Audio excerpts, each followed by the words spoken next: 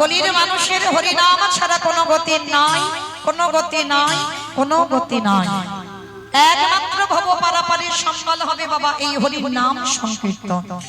যাত্রা, নাটক, function, theatre, TV, serial, mobile যাই করো না কেন, শেষের দিনে বাবা যখন দেহ থেকে প্রাণটা চলে যাবে, ওই দুটো সম্পদ আমাদের পিছনে যাবে, এক হলো খোল আর এক হলো করতাল। আর পিছনে বলবে বলো হরি হরি বল, বলো হরি হরি বল, বলো হরি হরি বল। তাহলে হরির নাম ছাড়া বাবা তোমার সঙ্গে কেউ যাচ্ছে না। তবে না, যাচ্ছে না বলা ভুল বাবা, আর একটা সম্পদ যাচ্ছে, সেটা কি? কর্মফল। এই কর্মফল বাবা জীবনে কোনোদিন কাউকে ছাড়বে না। ভগবান রামচন্দ্রকে সরুজ নদীর জলে প্রাণ ত্যাগ করতে হলো, ভগবান কৃষ্ণচন্দ্রকে 125 বছর বয়সে জরাবাহির তীরে প্রভাসের তীর্থে প্রাণ ত্যাগ করতে হলো, চৈতন্য মহাপ্রভুকে 48 বছর বয়সে বাবা সম্বরণ করতে হলো দেহটা। তাহলে ভগবান নিজেকে ছেড়ে দিল না, যে রাধাবন্ত প্রাণ, সেই রাধা রানীকে 100 বছর কাঁদিয়েছে আমার প্রাণ গোবিন্দ। ব্রজ ছেড়ে মথুরায় চলে গিয়ে রাধা রানী 100 বছর কাঁদলেন। তাহলে আপনারা ভেবে দেখেন, ভগবান নিজেকে ছাড়েনি, শুধু নিজেকে নন, সব থেকে যাকে বেশি ভালোবাসে ভগবান, সব থেকে কাকে বেশি ভালোবাসে বাবা? ভক্ত। ভক্ত প্রাণ, ভক্ত জীবন, ভক্তই সব। তাহলে সেই ভক্তকে ছেড়ে দেয়নি। আর আপনারা আমরা তো তুচ্ছ বাবা, আমাদেরকে ছেড়ে দেবে মনে করেছো? তাহলে কর্মফল ছাড়বে না বাবা। কে কি কর্ম করলাম? 84 লক্ষ জনই আমাদের জনম, 4 লক্ষ বার মানব জনম, 80 লক্ষ জনই বাবা প্রত্যেকে ফেলে চলে এসেছে। মানে জগতে কত কিছু হলাম, 80 লক্ষ বার। তাহলে এই 4 লক্ষ বার যখন মানব জন্ম হলো, এমন কর্ম করব না মা যেন আবার আমাদের পিছনে ফিরে যেতে হয় 80 লক্ষ জনকে। এমন কর্ম করো যেমন বাবা ক্লাসে 1 2 3 4 যেমন ক্লাসে ওঠা হয়, তেমন আমাদের উঠতে হবে, কিন্তু নিচের দিকে গেলে হবে না। তাহলে এই মনুষ্য জন্মটাকে বলছি বাবা দুর্লভ জন্ম। কেন? পশু পাখি খাই, আমরাও তো খাই। পশু পাখি সন্তান জন্ম দেয়, আমরা নারী জাতি, আমরাও সন্তানের জন্ম দিই। পশু পাখি তারাও ঘুমায়, আমরাও ঘুমাই। পশু পাখি সকালবেলা খাবারের অন্বেষণে বার হয়, আমরা মনুষ্য জাতি, আমরা সকালবেলা বাবা যে যার কর্মে বার হই সংসার চালাবার জন্য। তাহলে তাদের সঙ্গে আমাদের তো কোনো তফাৎ নেই। তথাপি বাবা বলছে, পশুদেরকে বলছে না, পক্ষীদের বলছে না দুর্লভ জনম, কিন্তু আমরা মানব জাতি আমাদেরকে বললো দুর্লভ জনম। কেন? যেটা যে সম্পদ ওদের কাছে নেই, সেই সম্পদ আপনাদের কাছে আছে। ওদের একটা ছেড়ে বাবা দুটো চারটে পা দিয়েছে ভগবানের ধামে যাওয়ার জন্য, কিন্তু একটাই বস্তু দেয় না, সেটা কি? হরি বলবার মতো, কৃষ্ণ নাম বলবার মতো এই জিহ্বায় ভাষা দিল না। ভগবানের বংশীর রণামৃত শুনবার জন্য কর্ণ দিল, নয়নে দেখল ভগবানকে দর্শন করবার জন্য। কিন্তু এই পশু কোলে পক্ষী কোলে জন্ম নিয়ে একবার হাগো বলে বলে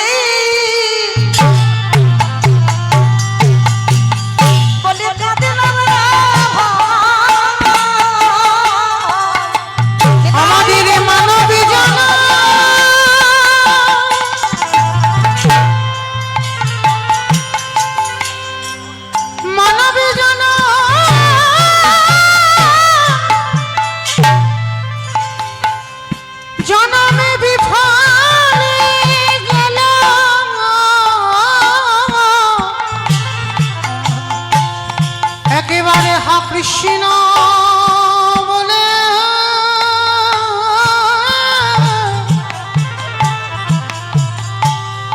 আমি রাখা দিলাম।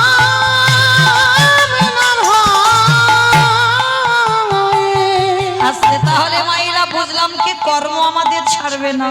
তাহলে এমন কর্ম করব না যেমন নবদ্বীপে আমার চৈতন্য মহাপ্রভুর মা সচী ঠাকুরানী, ভালো করে আস্বাদন করবেন মা। ভগবানের মা, আপনাদের আমাদের মতো মা নয়, সাধারণ কোনো নারী নয়। যে ভগবানের মা, তারও 10-10টা ছেলে মেয়ে হয়ে বাবা শেষের দিনে কেউ ছিল না। কেন ছিল না? আমাদের মতো তো আবার কাঁদতে হয়? ওই যে শাস্ত্র বলে না, কাঁদালে কাঁদিতে হয়, এ কথাটা মিথ্যা নয়। তুমি যদি জীবনে কারোরে কষ্ট না দাও, তোমার জীবনে কোনোদিন কষ্ট আসবে না। তুমি যদি জীবনে কাউকে না কাঁদাও, তুমি কোনোদিন তুমি তার জন্য কাঁদেবে না।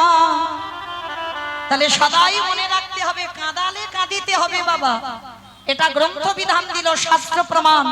ভগবানের মাকে ভগবান ছেড়ে দিল না, 10-10টা ছেলে মেয়ে কেউ কোলের কাছে রইল না। তাহলে আপনারা প্রশ্ন করবেন, মৌমিতা ভগবানের মা, সে আবার পাপ করে? বলে করে না। একটু লক্ষ্য করেন বাবা, ত্রেতা যুগে রাম অবতারী, এই জায়গাটা মা খুব ভালো করে আস্বাদন করবেন।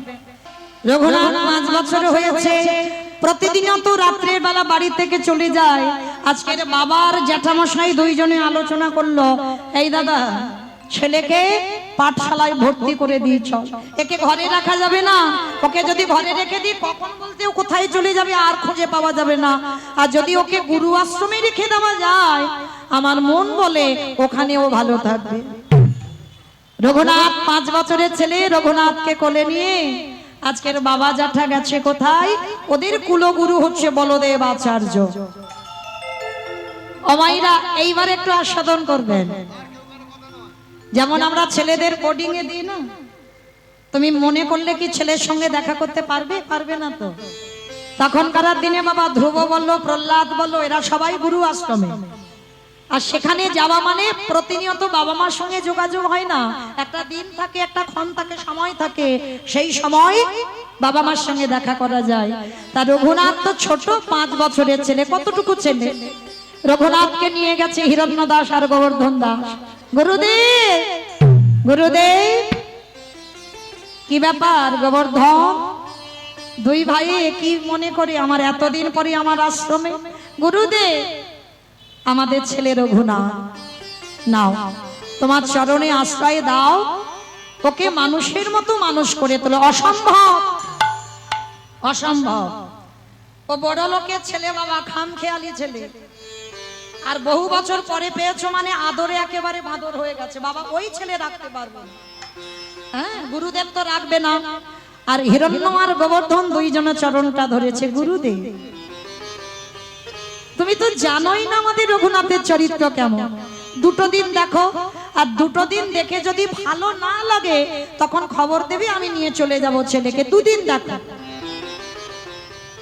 অমাইরা গুরুদেবের তো দোষ নয়, গুরুদেব তো জানে বড় লোকেদের ছেলেরা একটু খামখেয়ালি হয় না, মানে একটু জেদি হয়, মানে যখন যেটা লাগবে তো লাগবে। ওই ভয়ে রঘুনাথকে থাকতে দেবে না। তার 2 দিন সময় দিয়েছে। তা গুরুদেব বলদেব আচার্য বললেন, ঠিক আছে 2 দিন দেখবো, যদি ভালো থাকে তো ওকে রাখবো, আর যদি ভালো না বাসি তাহলে খবর দিলে তোমরা নিয়ে যাবে। ঠিক আছে গুরুদেব, তাহলে আমাদের রঘুনাথ রইল তোমার কাছে। রঘুনাথকে রেখে চলে গেল। ও মায়েরা, তখনকার আর পড়াশোনা মানে ভাগবত। বলদেব আচার্য ভাগবত গ্রন্থ নিয়ে বসল। শুধু রঘুনাথ একা নয়, অন্যান্য পড়ুয়ারা বসেছে, ঠিক আপনারা যেমন বসেছেন। আর এই জায়গাটা দাঁড়িয়ে আছে বলদেব আচার্য, ভাগবত পড়ছে। পিছনে যারা বসেছে বাবা কত হইচই গন্ডগোল করছে।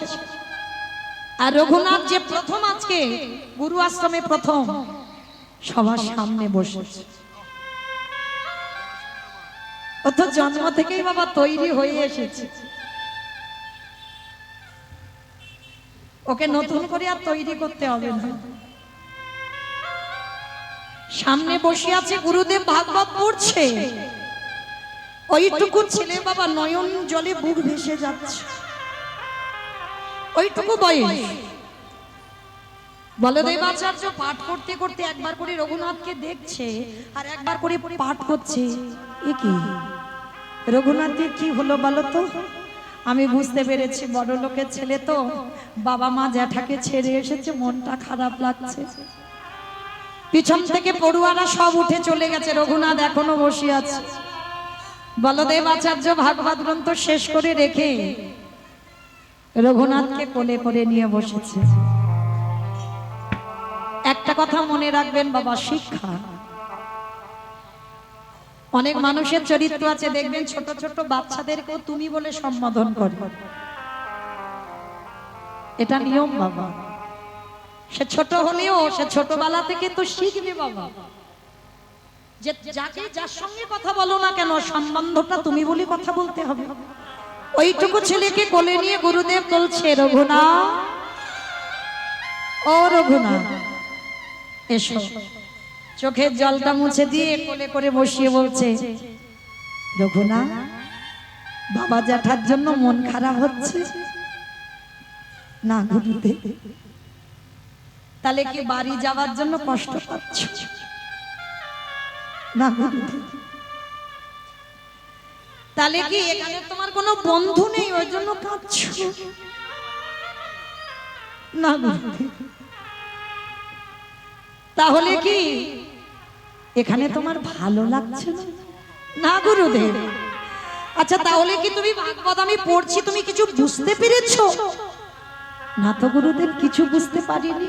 তুমি যে শ্লোক বলছো আমি কিছু বুঝতেই পারছি না, তাহলে তুমি কাঁদছো কেন? গুরুদেব আমি কাঁদছি একটা কারণ, আমি কি তারে পাবো না?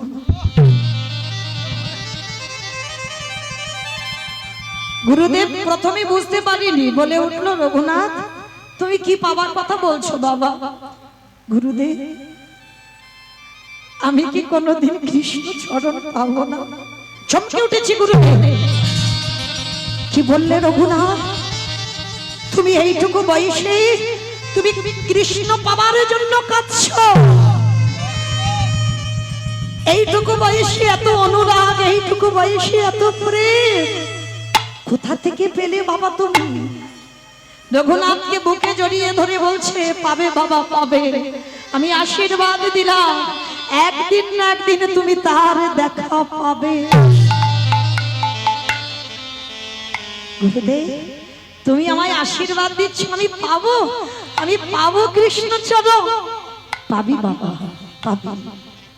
হঠাৎ দেখা গেল বেনাপোলের জঙ্গলে লক্ষ্য হীরাকে উদ্ধার করে হরিদাস ঠাকুর, ওই নামাচার্য হরিদাস ঠাকুর এসে দাঁড়াচ্ছে বলদেব আচার্যের আশ্রম। আর যেই না হরিদাস ঠাকুরকে দেখেছে সবাই ছুটতে ছুটতে গিয়ে সবাই বাবা পঞ্চাঙ্গ প্রণাম করছে হাঁটুটা মাটিতে রেখে।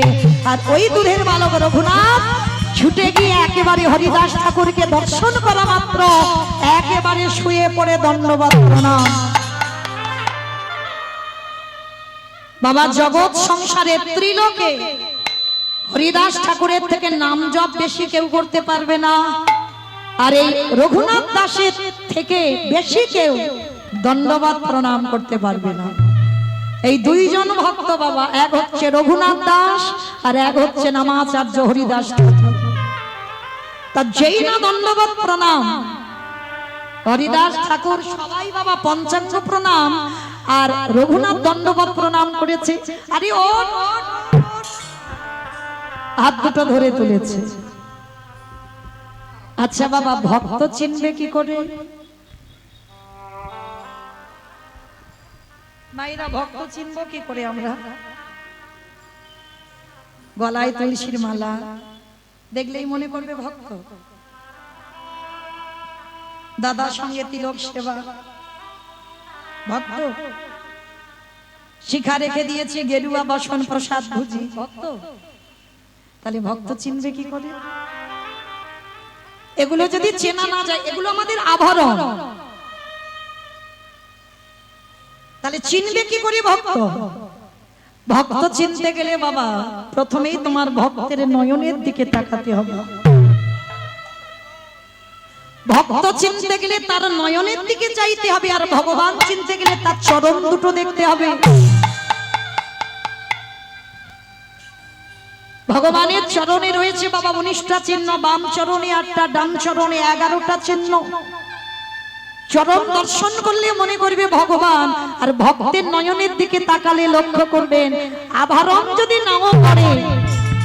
যেমন বাবা 12 জন বৈষ্ণবদের মধ্যে বাবা ভোলানাথ হচ্ছে বৈষ্ণবদের আচার্য, সব থেকে বড় বৈষ্ণব। বাবার গলায় না আছে তুলসীর মালা, না আছে বাবা দাদা সঙ্গে তিলক সেবা, অথচ বাবা পরম বৈষ্ণব। কেন? বাবা আভরণে বৈষ্ণব নয়, বাবার ভিতরটা বৈষ্ণব। মনে রাখবেন মা, বাইরের থেকে সবার আগে ভিতরটা বৈষ্ণবতা অর্জন করতে হবে। আভরণ তো সবাই সেজে বসতে পারি বাবা, কিন্তু ভিতরটা বৈষ্ণবতা অর্জন করো। ত্রিনাদপি শুনেছি না তরুরিব সহিষ্ণু না অমানি না মানদেন কীর্তনিয়ম সদা হরি। ঘাসের থেকে নরম হও, গাছের মতো সহিষ্ণুতা অর্জন করো। এই সমাজে যাকে কেউ মান দেয় না, যাকে কেউ সম্মান করে না, যাকে নর্দমায় ফেলে রেখে দেয়, তুমি যদি ভক্ত হও সেই পথিককে বাবা তোমাকে কোল দিতে হবে। অমানিনাকে মান দিতে জানতে হবে। অহর্নিশি তোমার জিহ্বায় কৃষ্ণ নাম ছাড়া কিছু থাকবে না, তবেই তুমি কিঞ্চিত বৈষ্ণব হবার যোগ্যতা অর্জন করবে। মাত্র রঘুনাথের হাত দুটো ধরেই হরিদাস ঠাকুর চোখের দিকে তাকিয়ে বাবা কত মূল্যবান কথা বলেছে জানো? এই তো সেই মাটি, যে মাটিতে বীজ পুঁতে দিলেই অঙ্কুরিত হয়ে যাবে। কথাটার বাবা গুরুত্ব দেখেছো? এই মাটিতে বীজ পুঁতে দিলেই অঙ্কুরিত হবে। আর এই হরিদাস ঠাকুরকে অনুকরণ করত রঘুনাথ। জমিদারের ছেলে হয়ে 24 ঘন্টায় একবার আহার। ভক্ত হওয়া বাবা বড় শক্ত। আমরা সবাই বলি ভক্ত, অত সোজা নয়। একবার আহার 24 ঘন্টায়, তাও বাবা অনুকল্প। যে পেট ভর্তি করে খেয়ে বাবা ঢেকুর উঠছে শুধু। ভক্ত হতে গেলে, ভজন জগতে গেলে বাবা আহার কম, নিদ্রা কম। রঘুনাথ একটা বহির্বাস আর একটা অন্তর্বাস, আর কোনো পোশাক নয়। জমিদারের ছেলে হয়ে আর ঘুমাতো কিসে জানো? যে ছেলে স্বর্ণ পালঙ্কে ঘুমানোর কথা, সেই ছেলে ঘুমাতো খড়ের বিছানায় মাটিতে। ছোটবেলায় থেকে বৈরাগ্য, মন বসে না সংসারে। শুধু একটাই ভাবনা, আমি কবে এই সংসার ত্যাগ করে চলে যাব। কারণ এই রাত সুখে রাজ অট্টালিকাতে কৃষ্ণ ভজন হয় না। রাজ ঐশ্বর্যে বসে থেকে কৃষ্ণ ভজন হয় না। কবে আমি এখান থেকে চলে যাব। কৃষ্ণ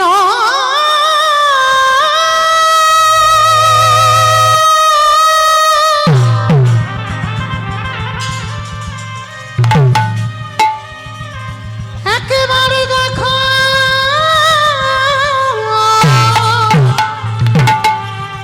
দেখা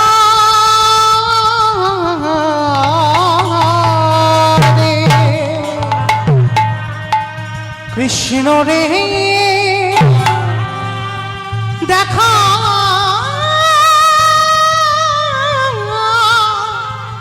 দে।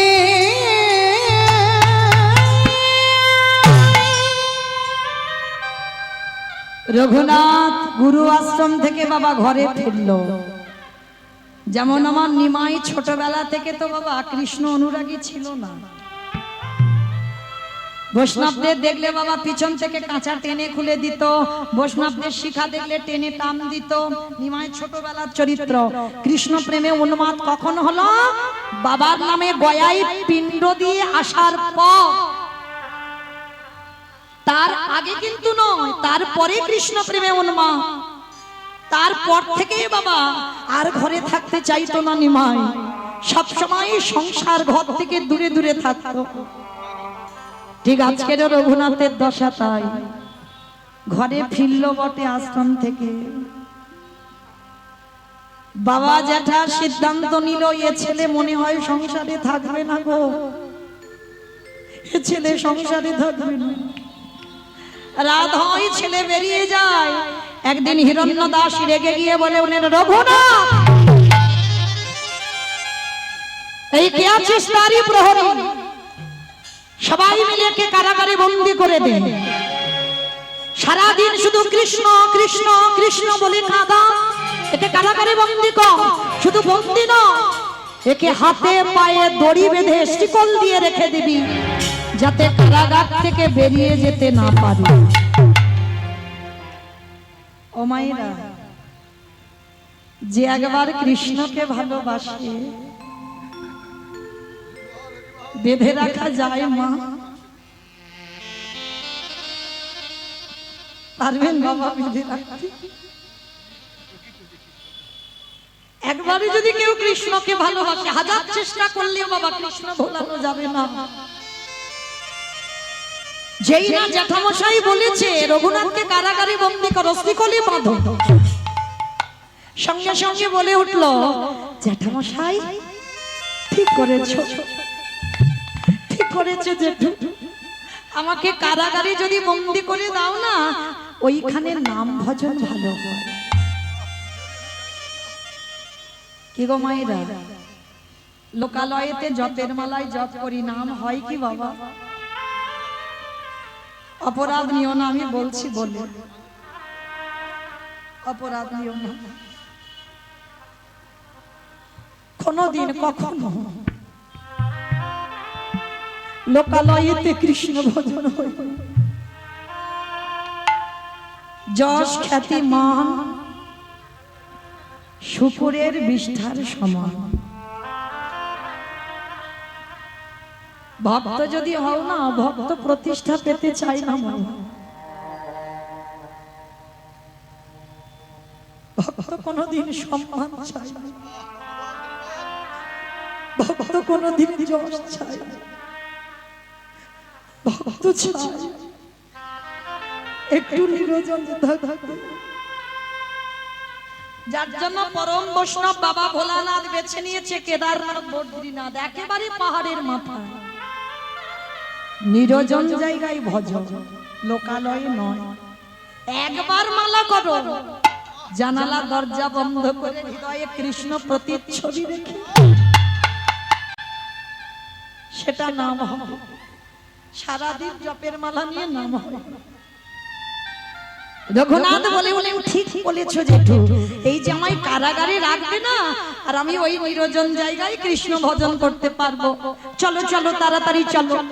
রঘুনাথকে কারাগারে বন্দি করে দিল, দুটো হাতে শিকল দিয়ে বাঁধা, বেঁধে দিয়েছে শিকল দিয়ে, পায়ে শিকল, ছেলে যাতে যেতে না পারে। কি গো মায়েরা, কতটুকু কষ্ট পেয়েছো কৃষ্ণ ভক্ত হবে? কতটুকু কৃষ্ণ বলে কেঁদেছো কৃষ্ণ ভক্ত?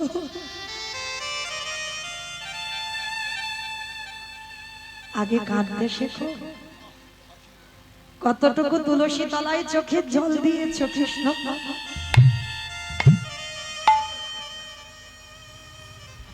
বিচারিণী হবে, অসতী হবে, কলঙ্কিনী হবে, তোমার সম্মান ধুলোর সঙ্গে মিশে যাবে। তারপরেই তো তুমি কৃষ্ণ ভক্ত। রঘুনাথ নিরজনে আছে এক সপ্তাহ। রঘুনাথকে খাবার দেয়, রঘুনাথ খায় না। এক সপ্তাহ পরে হিরণ্যদাস জ্যাঠামশাই গিয়েছে, রঘুনাথ রঘুনাথ, আমি শুনতে পাচ্ছি তুমি নাকি আহার ত্যাগ করে দিয়েছো। আমার যে আর খিদে নেই জেঠু, আমার আর খিদে নেই। রঘুনাথ, তুমি আমার বংশে একটা মাত্রই ছিলে, কত সাধ্য সাধনা করে তোমায় পেয়েছি আমাদের জমিদারি দেখভাল করার জন্য, তোমাকে লেখাপড়া শেখালাম, কিন্তু আমার যে ভালো লাগে না জেঠু এসব, এই রাজবাড়ি, এই রাজসুখ আমার ভালো লাগে না। রাখো রাখো, কাগজ রাখো, এখন নয়। আমার যে ভালো লাগে না জেঠু।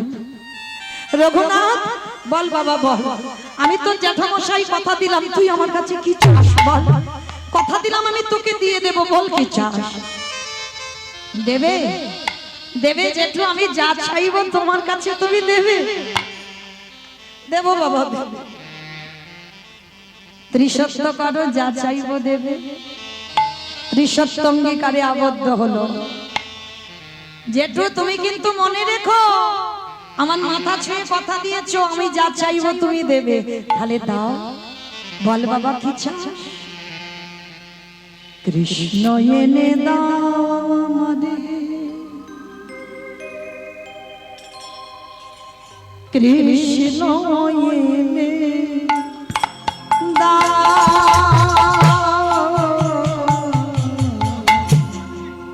কৃষ্ণ এনে দাও আমারে, কৃষ্ণ এনে দাও দাও, কৃষ্ণ ছাড়া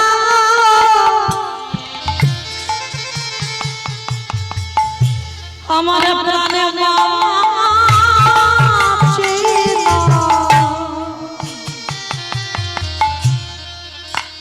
কৃষ্ণ এনে দাও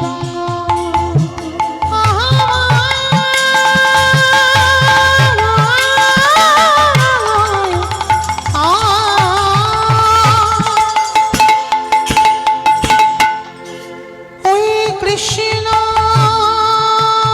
ছাড়া আমার প্রাণে বাঁচে না। কৃষ্ণ এনে দাও দাও, এটা কেউ বোঝে না।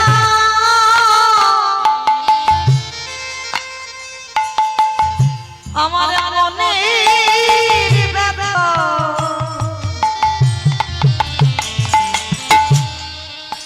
বলবো আমি কারে।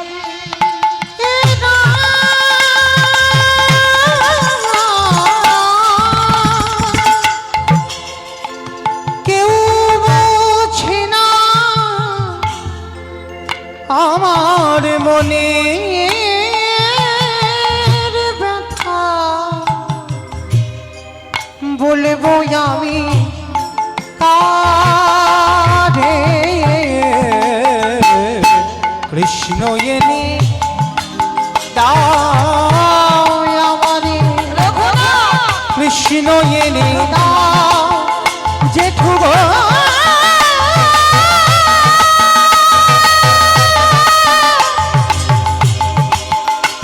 আমারই কৃষ্ণ এনে দাও, কৃষ্ণ এনে দাও। বলদেব আচার্য খবর পেল রঘুনাথ এক সপ্তাহ আহার ত্যাগ করেছে, ছুটে এলো রঘুনাথ রে। ওরে রঘুনাথ রে, কৃষ্ণ বলে কাঁদিলে কৃষ্ণ পাওয়া যায় না।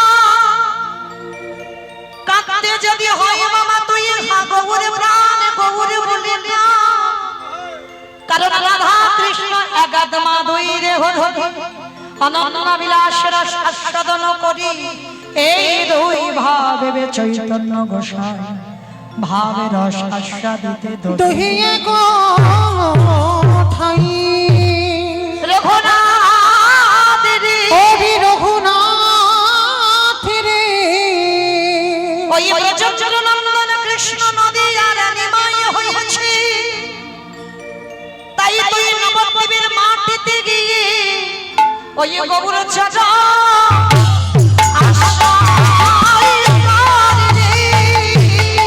হা গৌরী গাথা,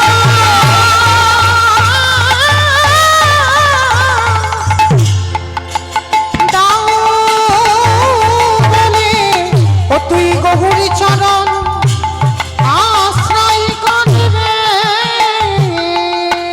গুরুদেব, তার মানে কৃষ্ণ বলে কাঁদিলে কৃষ্ণ পাবো না? না, কাঁদতে যদি হয় গৌর বলে না, গৌর বলে কাহা। সঙ্গে সঙ্গে বাবা গোবর্ধন দাস আর হিরণ্য দাস রঘুনাথের হাত ধরে টানতে টানতে নিয়ে গেল নবদ্বীপের মাটিতে। যেই না নবদ্বীপের মাটিতে দাঁড়ালো, খবর পাওয়া গেল নদীর গাড়ি মা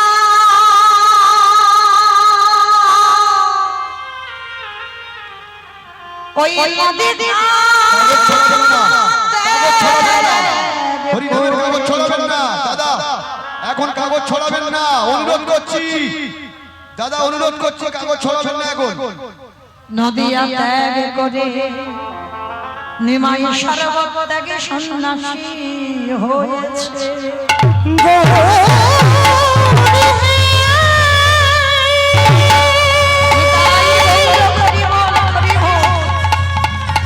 দেখা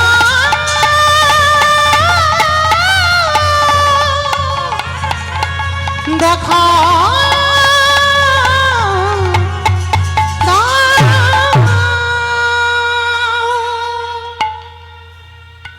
ধুলাই লুটিয়ে পড়ল রঘুনাথ, দেখা দাও গোরাগুনি প্রাণ কাঁদে, কি বুদ্ধি করিব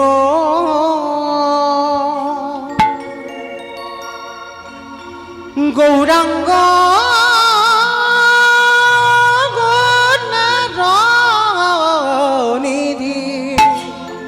বলো না কোথায় পাবো, কোথা গেলে পাব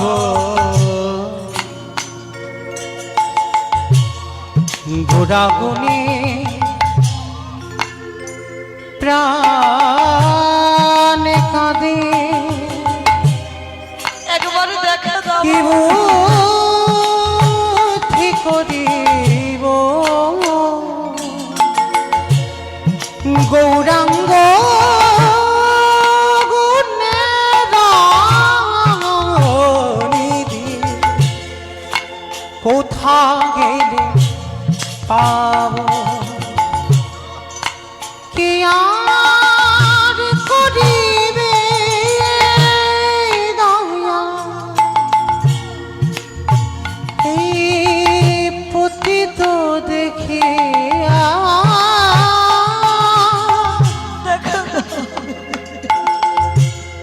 দুর্লভ হরির নাম কে দিবে যাচিয়া, ছন দেখি কোথায় গেলি আমি পাবো, উঠিবে কাঁদিয়া গৌরাগুণে শূন্য হলো সকল নদিয়া, বাসুদেব ঘোষে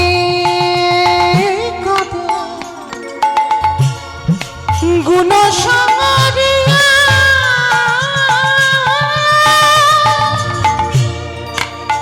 কেমনে রহিবে প্রাণ গোরা না দেখিয়া,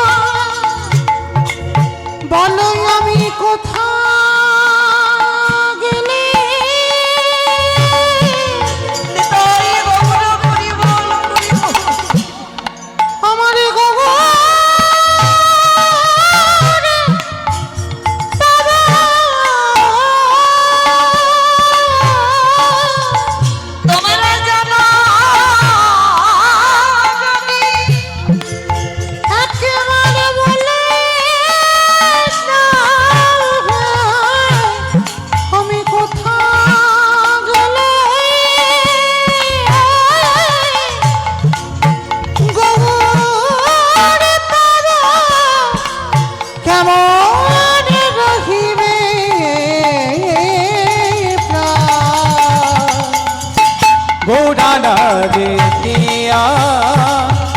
কেমন গভীরে প্রাণ গৌরানারে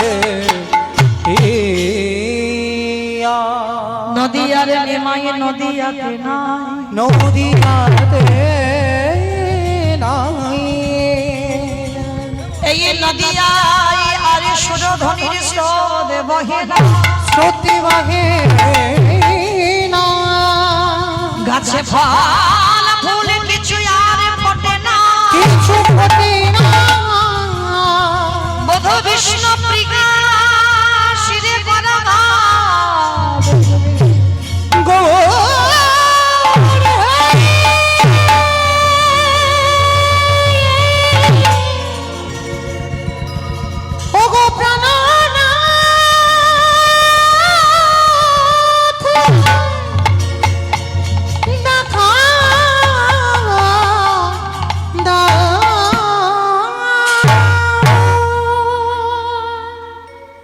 অভাগা যেদিকে যায়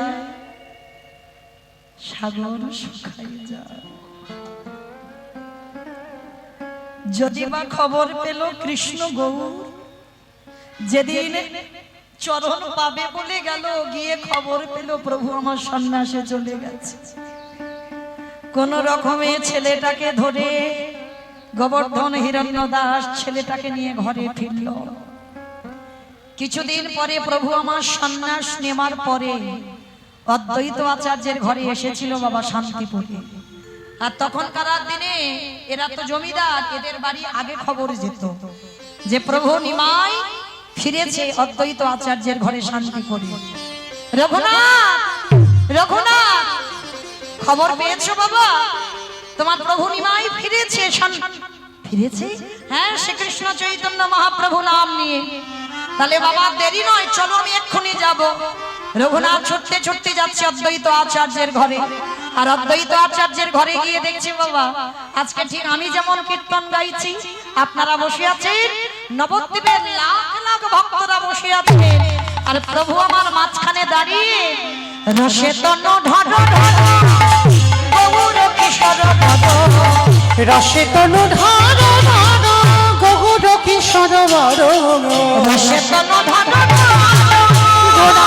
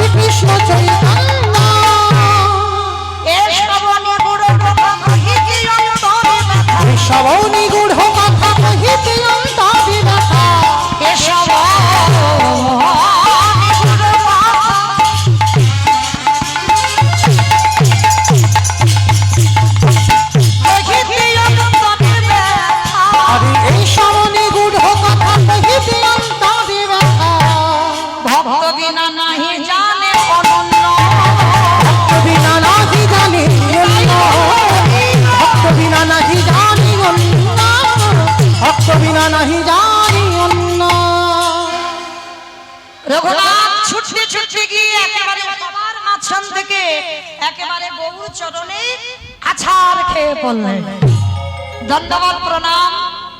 প্রভু আমার নিমাই যেই না রঘুনাথের হাতটা ধরে তুলেছে, চোখের দিকে চেয়েছে, বাবা বাবা এই তো সেই মাটি, এর অপেক্ষায় আমি এতদিন অপেক্ষা করছিলাম।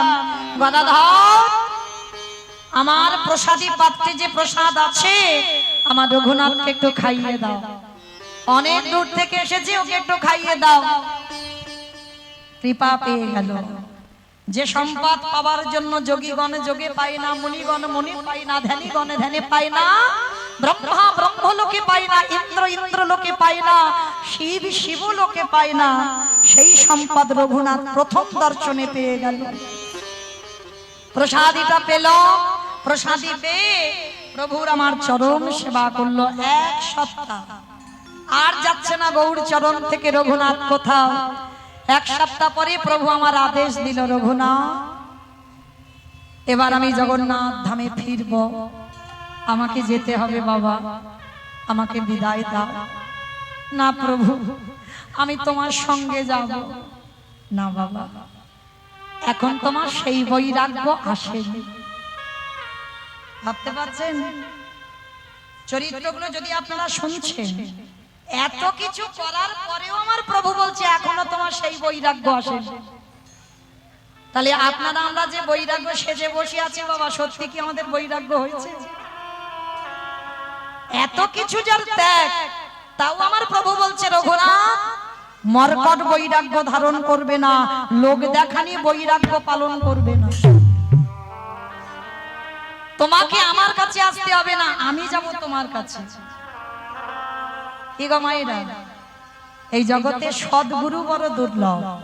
দুর্লভ না? গুরু ছড়াছড়ি হয়ে গেছে, সদ্গুরু একটা দেখাও। হ্যাঁ, যে শিষ্যের মারণ ব্যাধি গুরুদেব নিতে পারবে, একটা গুরু একটা দেখিয়ে দেখা যে সেরকম গুরু আছে জগতে? ছিল বাবা এই কলিযুগে শ্রী শ্রী রামকৃষ্ণ পরমহংসদেব। ছিল না? কি বাবা, গিরিশ নেশাগ্রস্ত মাতাল, গিরিশের ক্যান্সার শ্রী শ্রী রামকৃষ্ণ পরমহংসদেব তিনি নিজের গলায় ধারণ করেছে। এদের বলে সদ্গুরু। আর একটা গুরুকে দেখান, যদি শিষ্য খোঁড়া হয়ে যায়, খোঁড়া পাটা ভালো করে দিতে পারবে? কখনো পারবে না। তাহলে মহাপ্রভু বললেন তোমাকে আমার কাছে আসতে হবে না, আমি যাব তোমার কাছে। প্রকৃত বৈরাগ্য যেদিন তোমার আসবে। আর ওই লোক দেখানি মর্কট বৈরাগ্য, মর্কট মানে বানর, বানর হচ্ছে ভোগী। হ্যাঁ, ওই ভোগী হয়ে তুমি বৈরাগ্য লোক দেখানি করো না।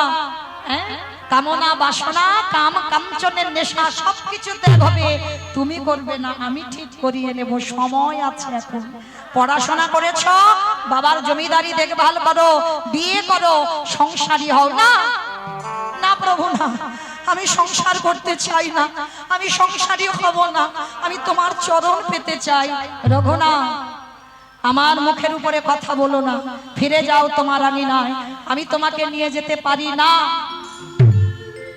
পারবে কি করে বাবা? সামান্য একটু হরিতকি সেটা ভগবানের জন্য এক খণ্ড রেখে দিল।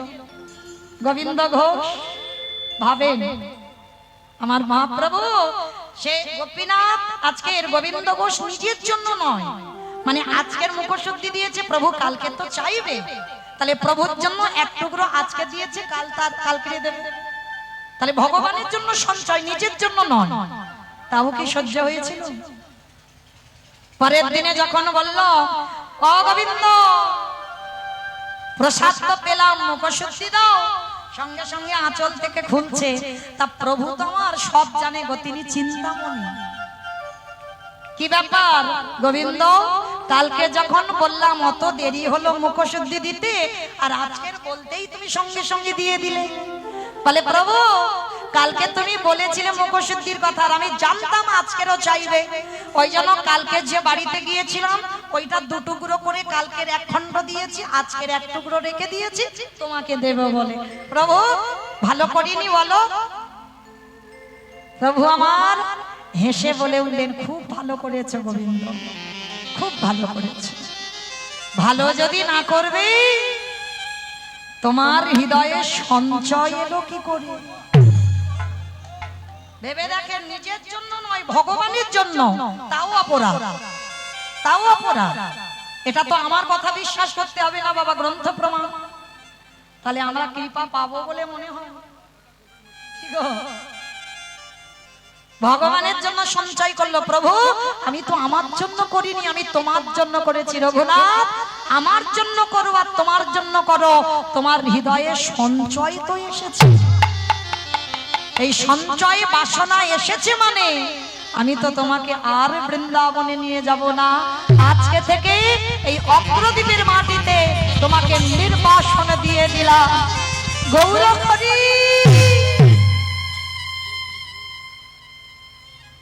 আজকে সেই রকম রঘুনাথকে বলছে চলে যাও ঘরে, সময় হলে আমি তোমারে ডেকে নেব, আমার কাছে আসতে হবে না। উপায় নেই বাবা, প্রভুর আজ্ঞা পালন করতে হবে। রঘুনাথ নৌকাতে চড়ে নয়ন জলে বুক ভাসাতে ভাসাতে নৌকা চড়ে পার হচ্ছে নদীর, গঙ্গা পার হচ্ছে। হঠাৎ দেখলো বাবা হাজার হাজার ভক্তরা বাবা গঙ্গায় মানে গলা পর্যন্ত নেমে গেছে, মানে বিশাল বড় যেন একটা মেলা বসেছে। আর সেইখানে নৌকাতে চড়ে খবর পেল যে নিমাইয়ের দাদা নিতাই চাঁদ এখানে এসেছে। রঘুনাথের মনে আনন্দ, যে জায়গাটা হচ্ছে বাবা পানিহাটি। রঘুনাথের আনন্দ হলো প্রভুর দাদা, তাহলে একবার দর্শন করে আসি। তো ছুটতে ছুটতে গিয়ে বাবা যেই না নিতাই চাঁদকে প্রণাম, সঙ্গে সঙ্গে নিতাই চাঁদ বলে উঠলো, আরে চোর চোর চোর চোর। হাই ভগবান, রঘুনাথকে সবাই চেনে, আর যেই না রঘুনাথকে চোর বলছে সবাই তো অবাক হয়ে যাচ্ছে, কি রঘুনাথকে চোর বলছো কেন? প্রভু বলে ও চুরি করেছে। প্রভু কি চুরি করেছে? বলে ও কি জানে আমার অনুমতি না নিয়ে ও সরাসরি আমার ভাইয়ের কাছে গেছে। কি গো মায়েরা, কৃপা হয়, ওই জন্য তো গৌরহরি তাড়িয়ে দিল, এখনো তো সেই বৈরাগ্য আসেনি। ও তো জানে না নিতাই পদ কমলা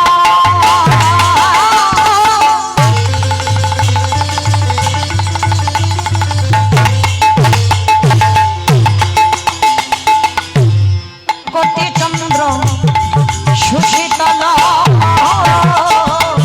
নিতাই পদ কমলা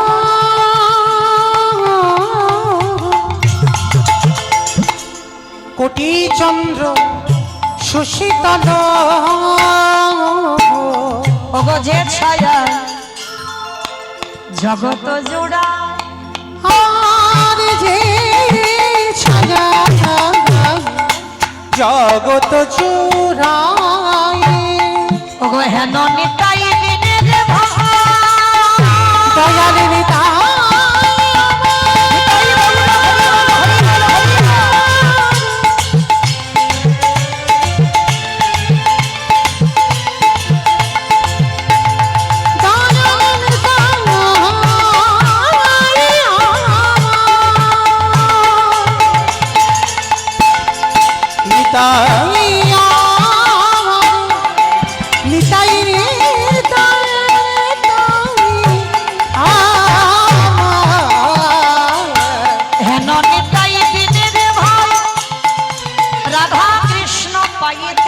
ওরে হেন নিতাই ভিনের ভাই, রাধা কৃষ্ণ পাইতে নাই।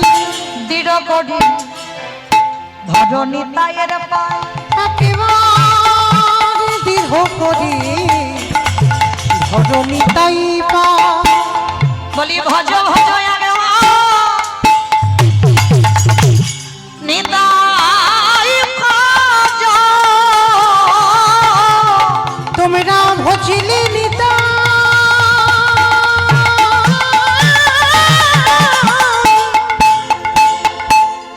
গহুর পাহাড়ে। বলি ভজ ভজ একেবারে নিতাই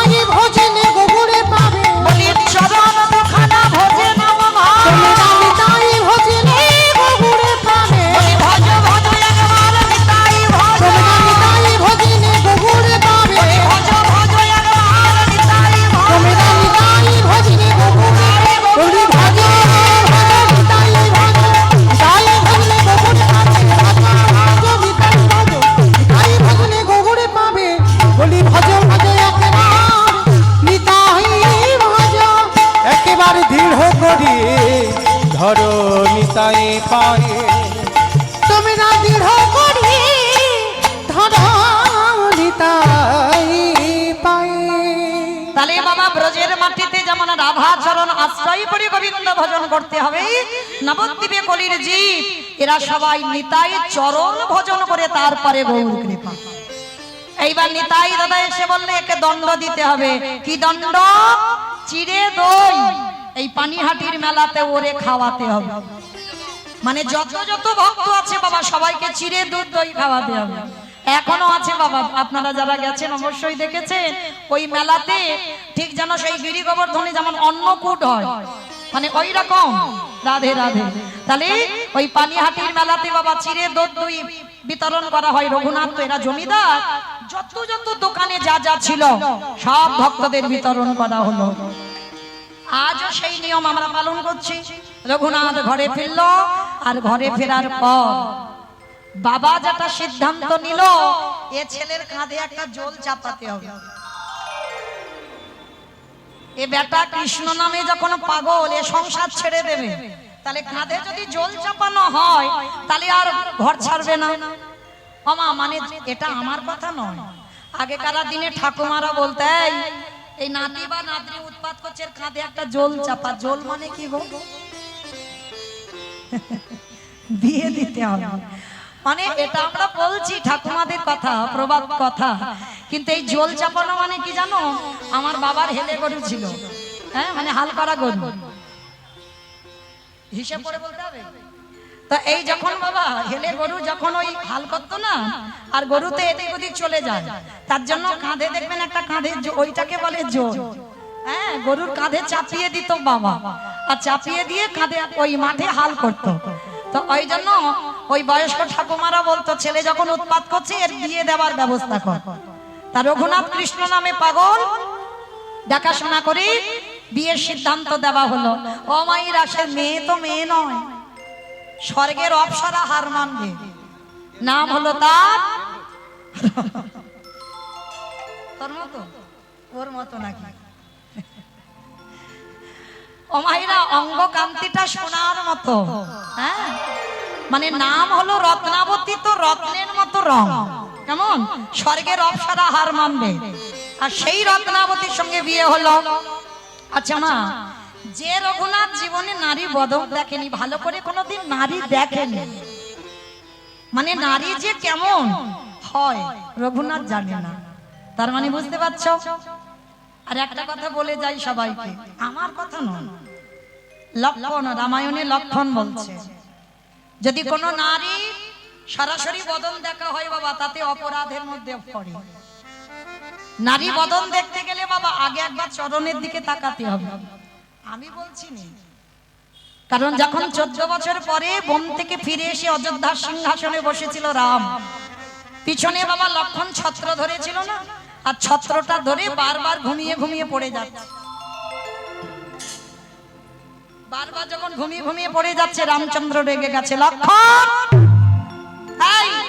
আমি এত বছর বনবাসে ছিলাম, সবে সিংহাসনে বসলাম, আর তুই আমার পিছনে ছাতা ধরে ঘুমাচ্ছিস? বলে দাদা গো, আমি 14 বছর ঘুমাইনি দাদা। আমার 14 বছর নাকি ঘুমাইনি লক্ষণ?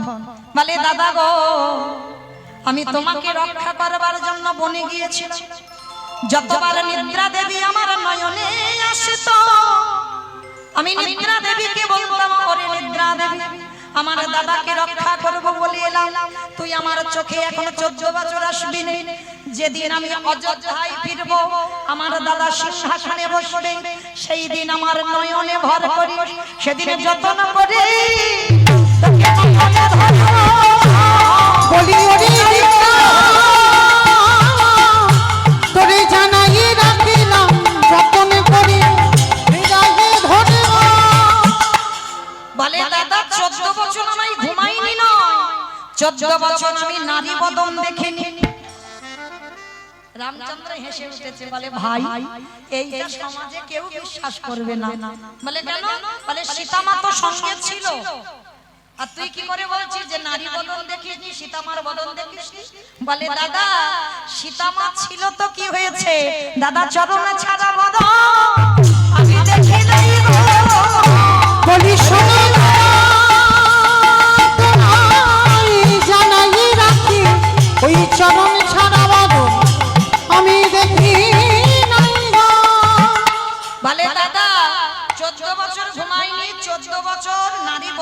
দেখিনি, 14 বছর কিছু খাইনি।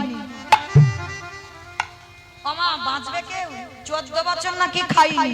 লক্ষণ ব্রহ্মচর্য পালন করে 14টা বছর বায়ু সেবা করেছিল। বায়ু সেবা করেছিল সাধনার বলে, আর 14 বছর কিছু খাইনি।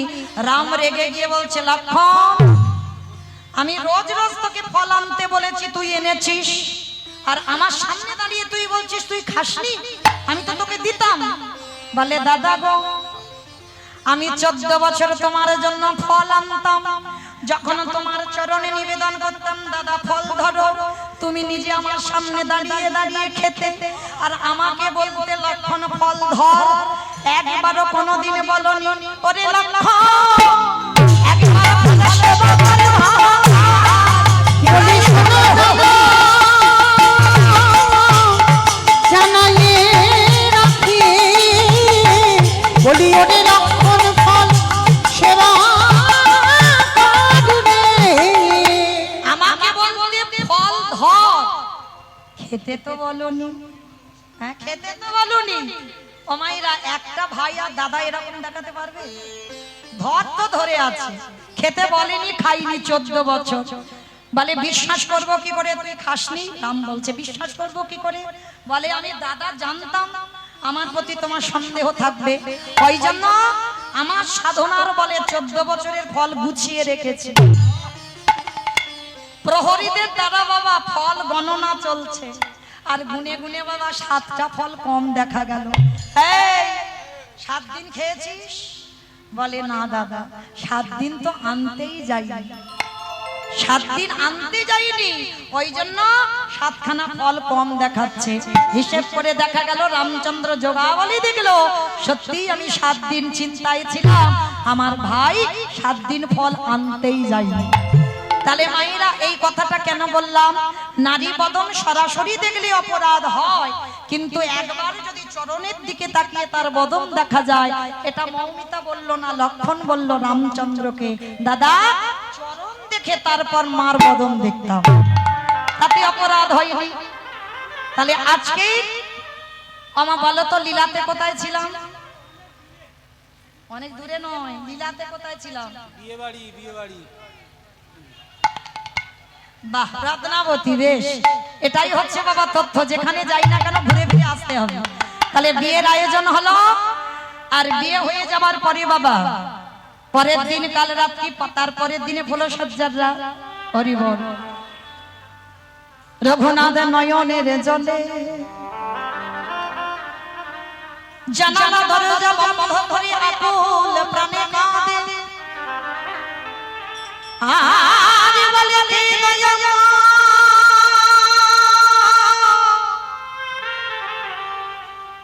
তুমি যদি কৃপাময় করুণাময় আমার এই সংসার বন্ধন থেকে মুক্ত করে তোমার চরণে আমায় নিয়ে চলো। ওগো দয়াময়,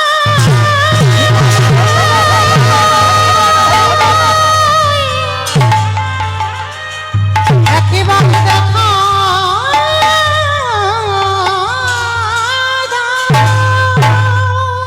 রত্নাবতী যেই না ঘরে প্রবেশ করেছে, দেখে না রঘুনাথ ধুলাই লুটিয়ে কাঁদছে। ও মায়েরা বলো তো দেখি, ফুলসজ্জা রাত্রিতে যদি কোনো স্বামী আকুল প্রাণে ওই রকম ধুলায় গড়াগড়ি দিয়ে কাঁদে, একটা সদ্যজাত বিবাহিতা কন্যা কি বুঝবে? অন্য কিছু ব্যাপার আছে, সেইটা আপনাদের আমাদের সঙ্গে হবে, অন্য কিছু ঘটনা আছে, কিন্তু রঘুনাথের বেলা তো নয়। যে ছেলে নারী বদন দেখেনি কোনোদিন ভালো করে, তার বেলা তো এ প্রশ্ন আসে না। রত্নাবতী বউ হয়ে যায়নি, মাস্ত্রী হয়ে যায়নি। রঘুনাথের চরণে প্রণাম করে বললেন, বলো স্বামী, তুমি কার জন্য এত কাঁদছো? কে সে? কে সে? কার জন্য তোমার মন এত আকুলি বিকুলি হচ্ছে? পারবে? রত্নাবতী তুমি কি জানো আমার বাবা মা কেন বিয়ে দিয়েছে? বলে হ্যাঁ খুব জানি। বলে তোমাকে কৃষ্ণ ভোলাবার জন্য। বাবা মা বিয়ে দিয়েছে কৃষ্ণ ভোলাবার জন্য, ওই রকম স্বর্গের অপ্সরার মতো নারী। রঘুনাথ বলছে রত্নাবতী তুমি কি পারবে আমার কৃষ্ণ ভোলাতে? বলে আমি ভোলাতে যাচ্ছি কেন স্বামী, আমি তোমার মতো স্বামী জনমে জনমে পেয়েছি, যার চরণ তলে বসে আমি গোবিন্দ সেবা করতে পারি। তুমি একবার বলো কার জন্য তোমার মন এত আকুলি বিকুলি, কার জন্য তুমি এত কাঁদছো, কার জন্য তুমি অস্থির? বলল রত্নাবতী সে অন্য কেউ নয়, যে হলো যার নাম হলো কৃষ্ণ। রত্নাবতী এক বাক্যে বলে উঠল চলো এই রাত্রিবেলা আমি তোমাকে সংসার থেকে বের করে দেব। প্রহরীরা পাহারা দিচ্ছে যাতে রঘুনাথ বেরিয়ে যেতে না পারে। তার সহধর্মিনী রত্নাবতী হাত ধরে সারা জীবনের মতো স্বামীকে ত্যাগ করে দিল। তোমার সুখে সুখে তোমার দুঃখে দুঃখে যাও তুমি গোবিন্দ চরণে, যদি কোনোদিন কৃষ্ণ চরণ পাও শেষের সময় এই হতভাগিনীর কথা মনে রেখো। রঘুনাথ ঘর থেকে বেরিয়ে ছুটে চলল জগন্নাথ ধাম পুরী ধাম। সকালবেলা আদি সপ্তগ্রামে খবর রটে গেল রঘুনাথ সংসার ত্যাগ করেছে। বাবা অন্ন বস্ত্র অর্থ দেয়, রঘুনাথ পুরীতে থেকে গরিবদের দান করে। মায়েরা এই অনেকে আছে দেখবেন দুর্গাপূজা কালী পুজো যে কোনো অনুষ্ঠানে মঞ্চ তৈরি করে কম্বল দান বস্ত্র দান অর্থ দান করে। অপরাধ নেবেন না, এগুলোকে দান বলে না। আমি মৌমিতা বলছি না, মহাপ্রভু শিক্ষা দিয়েছেন দান যারা করবে ডান হাত দান করবে, বাম হাত যেন জানতে না পারে, এটাকে বলে দান। তুমি যদি দানি হও তাদের নামগুলো লিখে মঞ্চের উপরে ডেকে ডেকে তাদেরকে অপমান করছো, সমাজকে জানিয়ে দিচ্ছ এ গরিব এ দুঃখী এ ভিখারি, ওই জন্য কে দান করা হচ্ছে। এতই যদি তুমি দয়ালু হও রাতের অন্ধকারে কিছু সম্পদ তাকে দিয়েছো, যেটা তুমি জানবে সে জানবে, আর যে জানবার মালিক সে জানবে। নিতাই গৌর প্রেমান হরি বল হরি বল হরি বল।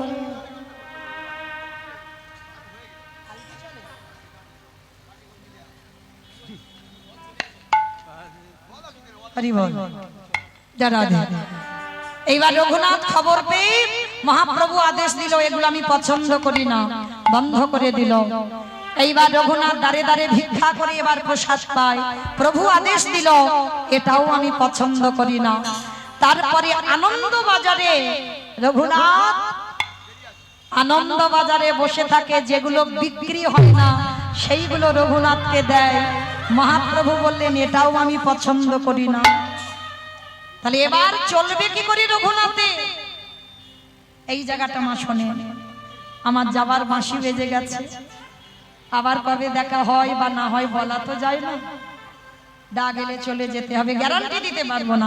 এই 29শে ফাল্গুন যে যাবো গ্যারান্টি নেই, আমি গ্যারান্টি দিলাম না, হরিবাসরে বলছি গ্যারান্টি নয়, ডা গেলে চলে যেতে হবে।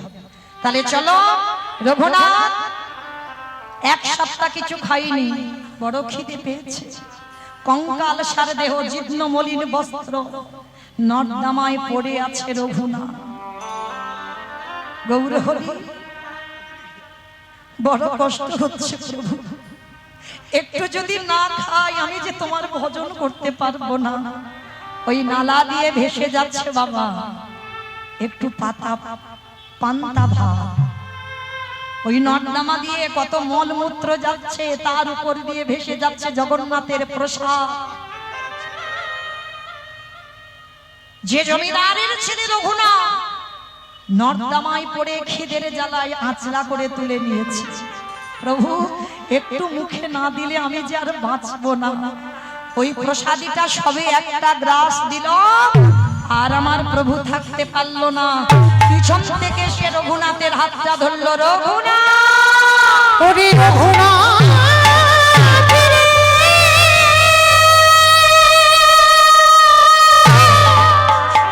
দিদি না বাবা দিদি না, ওরে জগতে সবাই ভালোবাসে, কিন্তু তোর মতো করে এমনই অনুরাগ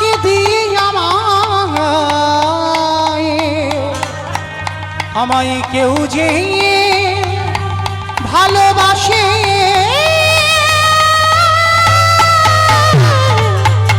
না।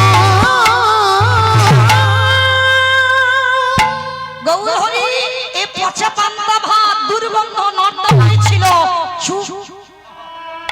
মহাপ্রভু বলছে চুপ, একটা কথা না। ভগবানকে নিবেদন করলে হয় প্রসাদ, ভক্ত উচ্ছিষ্ট করলে হয়ে যায় মহাপ্রসাদ।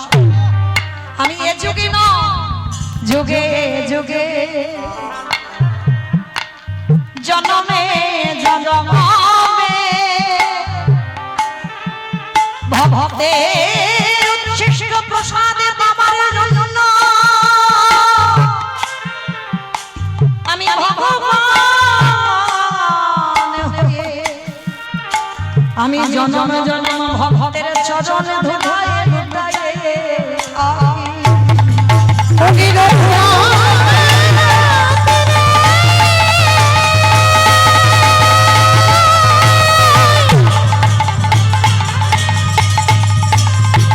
আমি যে ভক্ত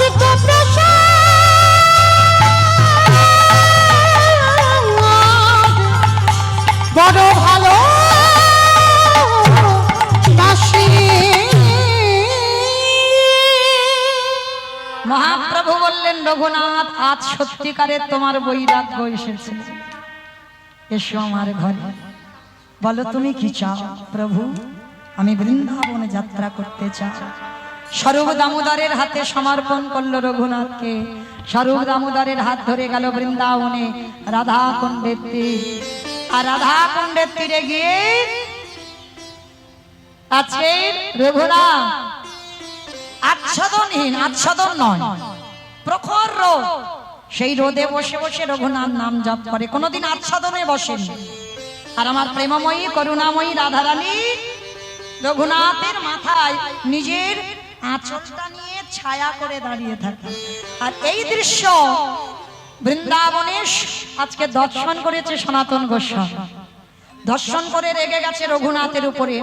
রাত্রিবেলা রঘুনাথের কাছে এসেছে সনাতন গোস্বামী। রঘুনাথ, তুমি জানো তুমি এই আচ্ছাদনে থাকো না, রোদে বসে থাকো, বৃষ্টিতে ভেজো, নাম জপ করো, আর আমার রাধারানী তোমার পিছনে এসে নিজের আঁচলটা ধরে থাকে।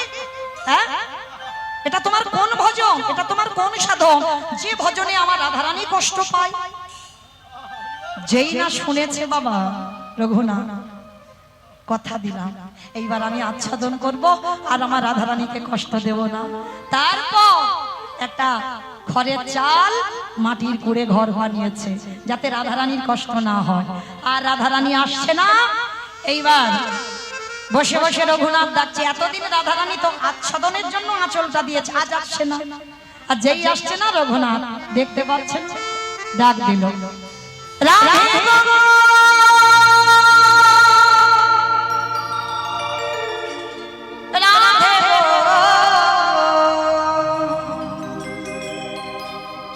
একবারে দেখা দাও রাধে, একবারে দেখা দাও রাধে গো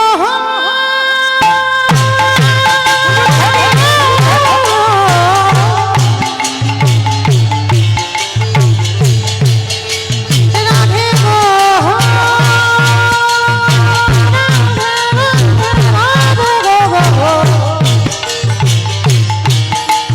তুমি একেবারে নাই খাদাও রাধে, একেবারে খাদাও সানসায়রের মদালিনী রাধে, আমি সায়রের মরা